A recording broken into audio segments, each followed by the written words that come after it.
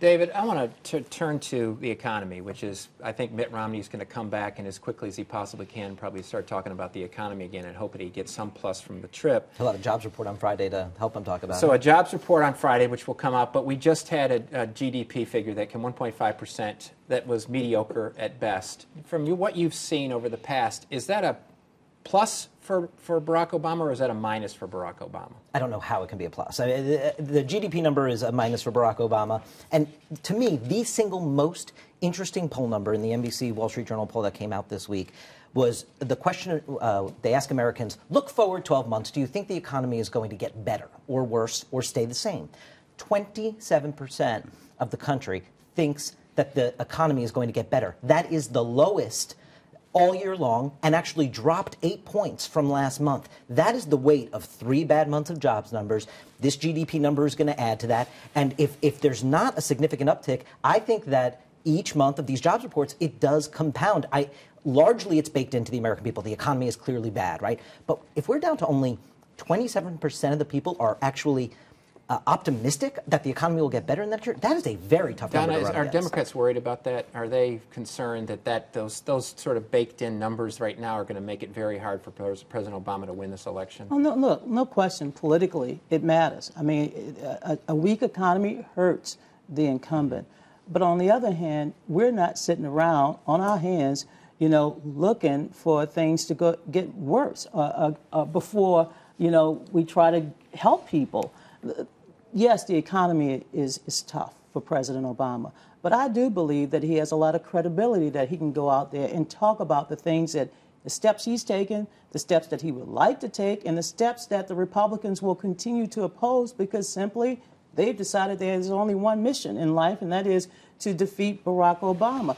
But, back in 1980, when we had a Democratic president during hard times, Ronald Reagan had some credibility in going out there and talking to blue-collar voters because he came from a union household. He was president of the union. He talked about his father getting that layoff during Christmas. He had the narrative. Mitt Romney, he talks about firing people. Let me give you another number to add to yours. 68% of Americans know someone who has lost his job.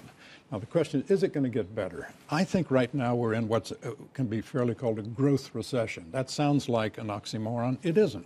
We're now in the 4th year of a recovery, and we're growing but receding at the same time because we're not growing fast enough to create enough jobs to even take account of the natural growth of the workforce. And look at the variables that have to be feared by the Obama campaign. First, there's Europe, which means Spain.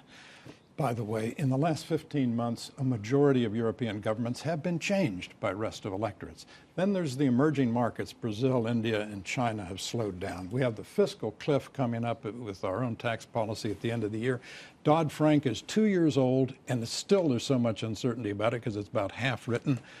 Food prices are going up in part because we're putting 40% of our corn crop in our gas tanks because of ethanol, and the election itself is a great source of uncertainty. Ruth, some people have begun to get the sense that this economy has been bad for so long and that people are now having to resettle at a different point, and that basically what's going to happen is the Americans sort of shrug their shoulders and say, listen, there's not much a president can do about this, and so I'm going to pick a president that I sort of feel more in sync with, which seems to be an advantage for the president on that issue. But will the economy and those factors that have been talked about still determine it?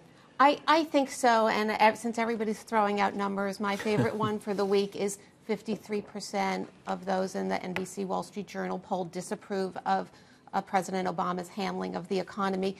People do understand, I think, that there is a limited amount that a president can do. Nonetheless, I think the most powerful argument from the Republican side this week was you tried, he's tried, it's not working, let's give somebody else a chance. That's hard to rebut given the limp along. And for all the fun we've had this week with Romney gaffes and Mitt the Twit headlines, I think the worst week went to President Obama because of this unspinnable 1.5% growth number. And you want to talk about gas. Here we have 41 straight months of unemployment that's been over 8%, which the stimulus was supposed to have fixed.